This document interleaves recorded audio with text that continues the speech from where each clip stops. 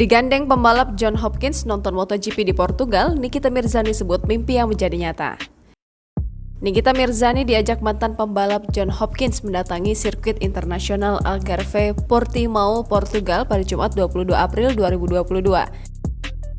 Nikita Mirzani terlihat berada di sirkuit internasional Algarve bersama John Hopkins menjelang digelarnya balapan MotoGP di Portugal pada akhir pekan ini.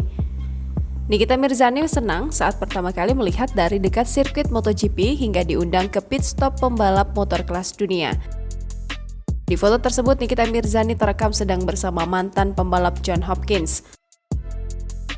Saat ini, John Hopkins diketahui pelatih balap untuk tim American Racing Team.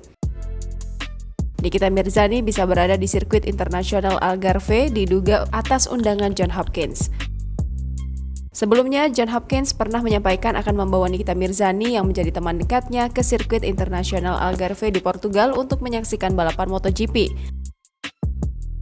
Di akun media sosialnya, @21jhopper, John Hopkins bahkan menyebut Nikita Mirzani sebagai loves alias yang tercinta. Apakah kehadiran Nikita Mirzani atas ajakan John Hopkins menjadi penanda bahwa mereka kini benar-benar dekat hingga menjalin asmara? Jangan lupa subscribe, share, komen, dan like ya!